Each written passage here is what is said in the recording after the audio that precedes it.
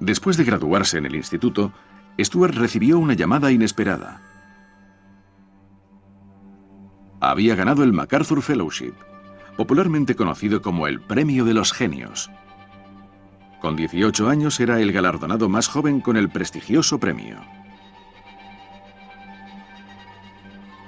Stuart retrasó el ingreso en la universidad para trabajar a tiempo completo en los glifos. Y entonces hizo su gran descubrimiento. Ocurrió mientras estaba concentrado en un par de signos que se creían descifrados. Eric Thompson había dicho que uno de esos signos significaba un recuento hacia una fecha futura y el otro a una época anterior. Los dos glifos compartían un signo, lo que Thompson llamó un signo de agua, la cabeza de un tiburón, Sho'ok en maya.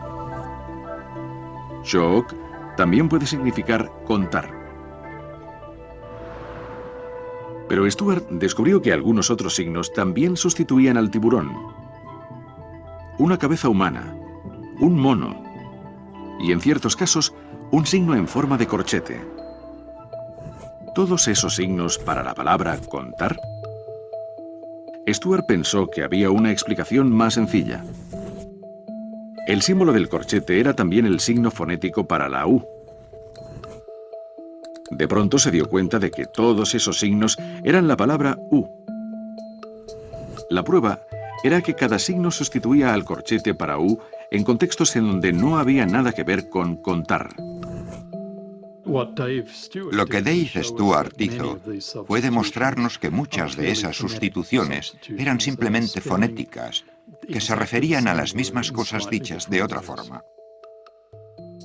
Los glifos que contaban hacia adelante y hacia atrás eran frases fonéticamente deletreadas. I-U-T y U-T-Ya. En maya, I-Ut significa y entonces ocurrió. Y Ut-I luego ocurrió. Las palabras que Thompson había visto como fechas en realidad contaban una historia. Y entonces ocurrió. El día 1 de Kip, el 14 de Kankin, ella se vistió para casarse. La señora Katun Ahau, señora de Namam. Y ocurrió a los 10 días, 11 meses, casi un año. El día 4 de Kimi, 14 Uo, nació su hija, la Real Señora del Sol. La repercusión fue revolucionaria. Los epigrafistas habían estado buscando un solo signo para cada sonido silábico. Pero si U estaba representada por más de un signo, también las otras sílabas podrían estarlo.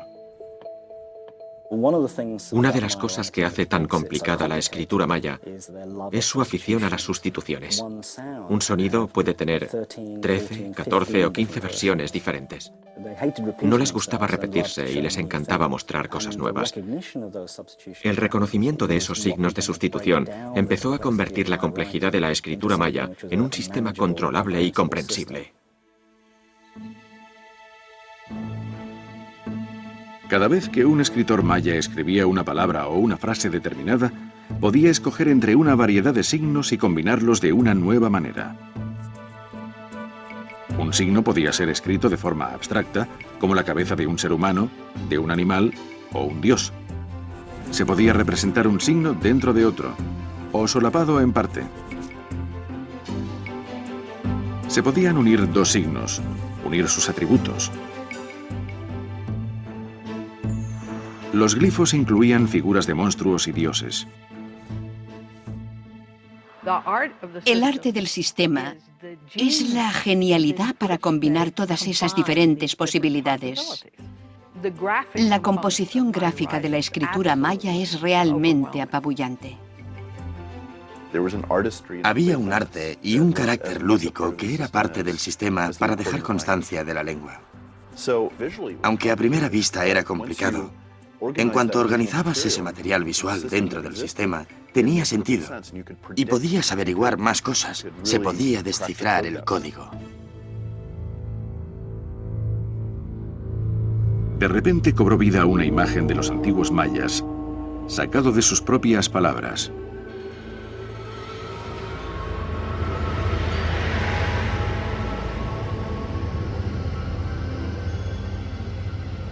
Algunos glifos describían pertenencias personales. Utupa y Utup, adornos de las orejas. Ubaki y Ubak, su hueso. Ulak, su plato. Yukip, su recipiente para beber. Describen objetos importantes que pertenecen a la corte real. Probablemente son obsequios, cosas que les han regalado. Son parte de un proceso social que ayuda a unir estas sociedades. Leer esos textos es como tener una máquina del tiempo.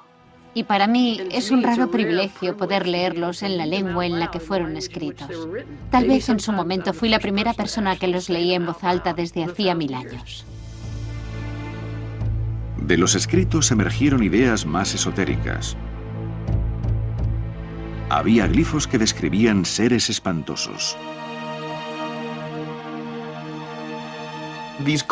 Aparecieron glifos con escenas de animales fantásticos y criaturas con un aspecto espeluznante, como esqueletos andantes. Y eran cosas muy diferentes a lo que estábamos acostumbrados a leer en los glifos mayas. No hablaban de monumentos, no hablaban de guerras, sino de los espíritus de las personas. Cuando se hicieron las interpretaciones, empezó a formarse una opinión más compleja de los mayas. En vez de esos astrónomos sacerdotes que contemplaban las estrellas, se mostraba a los mayas como cualquier otra civilización con muchos conflictos. Uno de los grandes motivos que les dio su mala fama eran los numerosos cautivos que ofrecían a sus dioses y sus antepasados. También ofrecían periódicamente lo más preciado que tenían, su propia sangre. La importancia del propio sacrificio se aprecia en esta ceremonia. Una dama real conjura la aparición de una serpiente a la que ofrece su sangre. Se ha perforado la lengua con una espina de raya y luego pasa por la incisión una cuerda con espinos. Ante ella, trozos de corteza empapados con su propia sangre arden en un cuenco de cerámica. El humo forma la imagen de una serpiente. De su boca sale la figura de un antepasado. El texto superior describe la ceremonia. El 28 de marzo del año 755 se conjuró la aparición de la serpiente Shag-Noh-Chan, el espíritu animal del dios Kawil. Y luego se conjuró la aparición del antepasado, Yaxchak-Awin. El glifo para conjuro muestra una mano agarrando un pez. La idea de coger algo escurridizo, entrar en otra esfera o incluso en el inframundo, sacar algo de ahí y traerlo a tu propio mundo, eso es conjurar. De los glifos y el arte empezó a aparecer la psique de los antiguos mayas. Ahora conocemos a los mayas en conjunto. Puedes ver una pieza de arte maya y por las inscripciones de la parte superior de las vasijas comprendes qué hacían esas personas. Un mito, representado repetidamente en las vasijas mayas, es un manuscrito superviviente del siglo XVI, el Popol Vuh. Relata la saga de dos hermanos gemelos convocados por el inframundo. Juegan a un partido de pelota contra los señores del mundo subterráneo. Pierden y son sacrificados. Le cortan la cabeza al hermano mayor y la cuelgan de un árbol. Llega una dama joven que es la hija de uno de los señores del inframundo. Le habla a la cabeza y ésta le escupe en la mano. Naturalmente, se queda embarazada. La expulsan del reino subterráneo y da a luz a otro par de gemelos. Se convierten en valientes guerreros y regresan al infierno para luchar contra sus señores. Después de una serie de ingeniosos trucos, resucitan el cadáver de su padre, el dios del maíz, y su pueblo vuelve a tener alimento. Luego ascienden y se convierten en el Sol y la Luna. Este es el mito más importante que conocemos del Nuevo Mundo. Probablemente la pieza literaria más importante producida en el hemisferio occidental.